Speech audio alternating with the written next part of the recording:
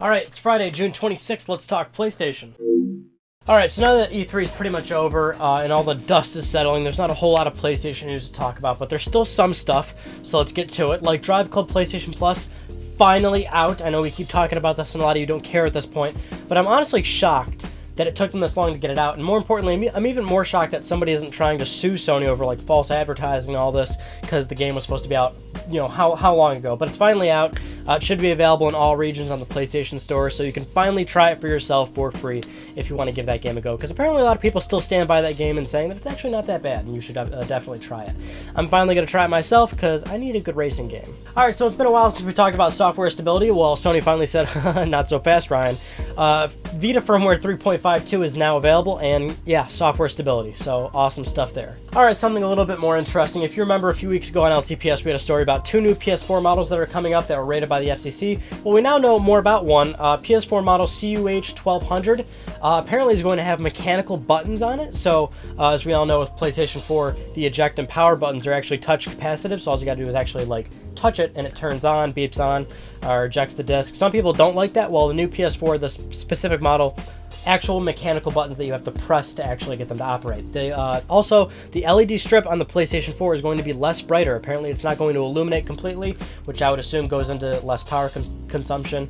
And, you know, the internals as well. We know that this thing's apparently lighter than previous PS4s. Same exact looking box, but just some small cosmetic changes to the hardware, which Sony traditionally does do, and many other manufacturers do as well. I remember a couple notable changes with the original fat PlayStation 3 is that you know, you remember the first one, it was glossy, big, and black, and had that chrome strip. Later models that aren't the slim PlayStation 3, still the fat one, they kind of made the chrome strip on it not chrome. It was more of it just a silver grayish plastic, and I remember the PlayStation 3 logo that went across the system was no longer sort of embossed into the faceplate. It was just sort of I don't know, stamped on there again with some gray plating that said PS3 on it.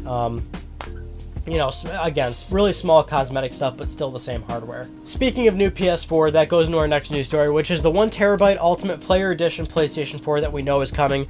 It is going to be coming July 15th for Europe and PAL territories, and I believe also Australia. There's no release date yet for America, North America, but you can't imagine it's that far off. So if you've been looking to get a PS4 and you want one that right off the bat has a terabyte in it, then you can definitely get that one. This next one is actually old news. I'm surprised I forgot about it last week, but it's definitely still, you know, viable. If you remember the 20th anniversary edition PlayStation 4, which was completely gray, well, they're actually selling the controller separately finally. So this coming September, I believe, is what they're saying right now.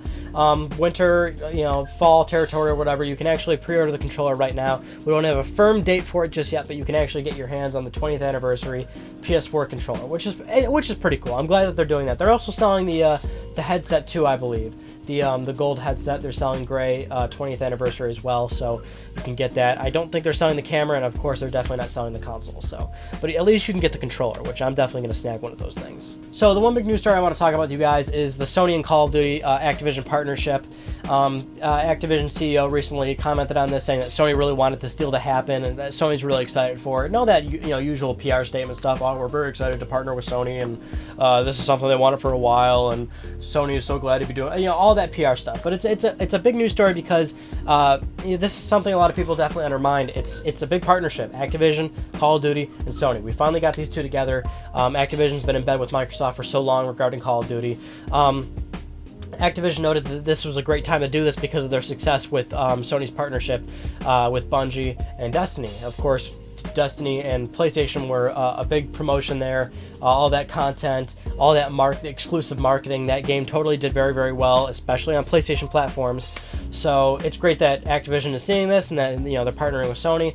I mean, the big thing here is that now that Sony is the you know, frontline winner of this console generation, they not only have like a really good lead in terms of hardware and third-party sales, but now they got great third-party relations too that they're finally building back up again. We all know with PlayStation 3, that was definitely one of the harder things that Sony had to deal with was third-party relations. A lot of developers had trouble with PlayStation 3. Some developers outright would completely diss PlayStation 3. I mean, we all remember that famous thing that Gabe Newell said a long time ago, back in I believe 2007, 2008. He said that the PS3 sucks and that it was like like not even worth developing for, and then Sony shocked everybody when Gabe Newell was on Sony's E3 stage in 2009. So Sony's been trying to repair a lot of third-party relations. That's another reason why they built a third-party relations team to get games on Vita, or just general any games on PlayStation platforms that they can try and get. I just like to see that. I like that they're really doing everything they can to not only sell you a great system, but try and provide great third-party support. Now, the one big caveat here is that a lot of people are looking at this as Activision and Sony. They're finally getting together. They're finally cooperating on two big multi-million-dollar games. What's going on here? Activision, of course, the sole owner of Crash Bandicoot and Spyro. We go over this conversation all the time. I've always told you guys, I'm more than certain Sony has tried to have conversations with purchasing Crash, or doing timed exclusivity with Crash, or starting, maybe Sony wants to fund a new Crash game and Activision can still retain rights to it or something. I guarantee you Sony has tried to, in some way, shape, or form, make this happen. Activision probably just does not want to do it, or they're asking too high of a price tag or something. But now that they've got good relations, people are looking at this and they're thinking, what's going on? Let's get this thing going. Let's get this ball rolling. Can we see Crash come back? Can we see Spyro come back? Probably not. I mean, I don't know. I mean, a year and a half ago, we had some stories about how there were Crash sort of cameos all over Sony's social networks, so their Facebook, their Twitter. They'd tweet pictures of Crash. They'd post it on Facebook. There was a commercial where there was a street sign and there was a Crash Bandicoot silhouette, and it was kind of pointing at a Sony symbol as if Crash Bandicoot's going to come back to Sony. And back then I told you guys, that shit happens for a reason. There's got to be a reason why Sony's doing that, especially with the commercial that is so set in stone of the people were paid to set up that set and make it very obvious to be in the camera shot and everything. Everything happens for a reason. So I was like, I don't know if Crash is going to happen, but there's a reason why Sony's doing all that. Then, of course, nothing's actually happened, fast forward a year and a half later. But people always want to daydream about this stuff. I would love for it to happen, but at this point, I'm going to say it's probably not going to happen. I would love for them to shock the world at the next E3 and show something like that. I would love them to do it at some point in time. I just don't think it's going to happen. Trust me, I would love to be proven wrong just as much as you guys. I just don't see it happening anytime soon. But I'll always say never, just like many developers do when they say, we're not going to return back to this franchise, or we're done developing these games, or we're done supporting this platform, or whatever. Developers are very vocal in saying that, never say never. We should always stay optimistic. Anything can happen, literally anything. So those are all the news stories I want to talk about with you guys this week. Check out this week's episode of Ryan on Gaming. The topic was virtual reality. Will it succeed? When we're talking about Oculus or Project Morpheus, there's a lot of concerns people have about the virtual reality platform and if it'll actually be sustainable. Check out that conversation. It's a really good one. And also this past Monday, I posted a new video game teacher. Boom. That is Bloodborne. I showed my one friend who plays games kind of often, but not really. He still kind of sucks at video games. I showed him how to play Bloodborne. That's actually pretty funny. I'm not gonna lie, I have so much fun recording those videos. Those are completely genuine. I laugh my ass off for real playing those, doing those videos. I don't even record them at this point for you guys. I have way too much fun recording those, so if you want to see that, definitely go give that a look. Bloodborne, of course. Awesome game. Very unforgiving to certain people. So if you have not noticed, 50,000 subscribers finally on this channel. Woo! Yeah, 50,000 subscribers. I'd just like to thank my production staff, there's nobody back there. I have no one back there. It's just me doing these videos, so actually screw that joke. It's all about you guys. Thank you so much for actually always watching this channel, always supporting me, always wanting these videos.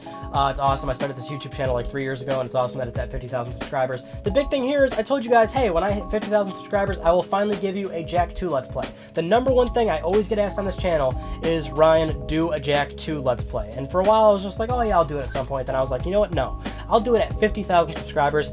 I just hit it, so I will be recording those very, very soon. I can't say that it'll be up this Monday coming up. I'll probably need an extra week or two, so maybe the week after. But I will start recording the Jak 2 Let's Play. You will finally get your Jak 2 Let's Play. It's happening. And we all know I love Jak and Daxter. We all know I love Jak 2, so oh yeah, it's about to get real up in here. Anyway, that concludes this week's episode of Let's Talk PlayStation. I'm Ryan Benecki. Thank you all so much for talking with me, and I'll see you guys all next Friday.